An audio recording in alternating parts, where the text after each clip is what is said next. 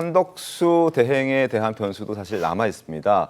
그 전에 저희가 잠깐 정당 지지도 잠깐 보여드리고 넘어가겠습니다. 대구 경북 지역에서의 정당 지지도입니다. 더불어민주당이 31.4%, 국민의힘이 52.5%. 저희가 토론하는 과정에서 정당 지지도에 대한 여론조사 결과를 잠깐 언급한 분이 계셔서 그 부분 잠깐 짚어드리는 차원에서 저희가 하단으로 잠깐 보여드렸습니다. 자, 한덕수 얘기해보겠습니다. 국민의힘은 여전히 한덕수 대행 변수가 남아 있습니다. 물론 한 대행은 아직 명확한 입장을 밝히고 있지는 않습니다만 다음 주 출마할 수 있다는 얘기도 보도도 나오고 있는 상황입니다. 어제 국무회의 모습 잠깐 볼까요?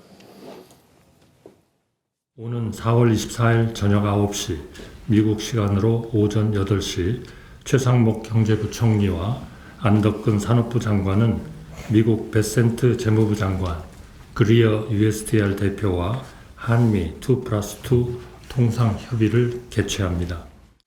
이번 만남은 우리와의 통상관계 중요성을 고려한 미국 측 제안으로 성사되었으며 양국 경제 통상 책임자 간 허심탄회한 대화와 협력을 바탕으로 상호 이익이 되는 해결책을 마련하는 물꼬를 틀 것으로 기대합니다. 각 부처 장관님들께 당부드립니다.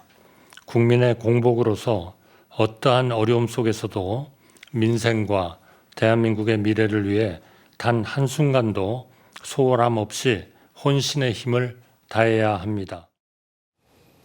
들으신 것처럼 국민의 공복으로서 혼신의 힘을 다해야 한다라고 국무회의에서 당부를 했고 경제부처 장관들이 어제 한미 2+2 통상 협의를 위해서 출국한다는 사실도 이제 한덕수 대행이 직접 알렸습니다. 그리고 오후에는 프란치스코 교황 분향소를 찾아서 조문까지 했는데 이걸 두고 또 말들이 많았습니다. 강성필 부대변인님, 네. 일단 뭐 국정 수반으로서의 모습이다라고 그냥 그 있는 그대로 액면 그대로 보는 사람도 있는 반면에 대선 행보다.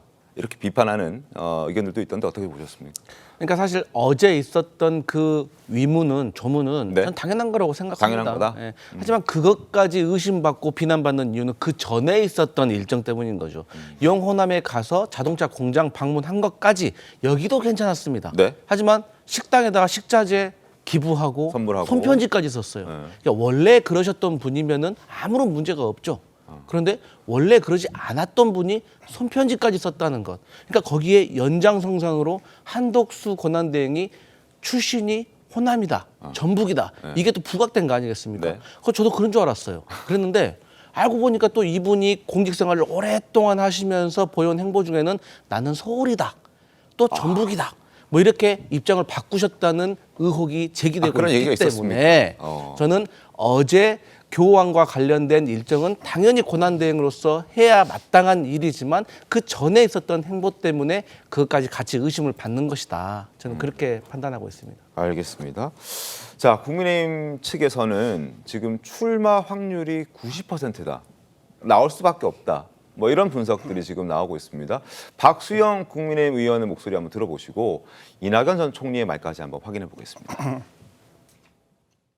지금 상태라면 결국은 불려 나오지 않을까 싶습니다. 이 상황을 보고 뭔가 다른 유력한 대안이 있다면 편하게 선거 관리하고 물러나면 될 텐데 그런 형편이 아니라는 것 때문에 네. 당신 나름의 책임감 때문에 고민하는 것은 아닐까 하고 짐작합니다. 안 나가신다고 마음을 먹었으면 안 나간다고 딱 자르는 게 훨씬 본인이 마음이 편안하고 그렇죠. 행정 업무를 수행하기도 훨씬 좋거든요. 근데 지금 뭐 not yet, no comment 이런 식으로 나오고 있는 거는 하려는 뜻이 있다. 이렇게 보여지고 저는 90% 정도의 확률로 출마하실 것이다. 이렇게 보고 있습니다. 저런 얘기들이 지금 정치권에서 나오고 있습니다. 뭐 다음 주에 출마 선언한다 이런 얘기까지 지금 나오고 있는데 국민의 내부에서는 뭐 사실 적극적으로 얘기하고 있지는 않지만 어떻게 좀 전망하십니까? 저는 민주당 하기에 달려있다라고 보고 민주당 있습니다. 하기에 달려있다? 사실 저번 주 일정 가지고도 많은 의미 부여를 해주셨는데 네?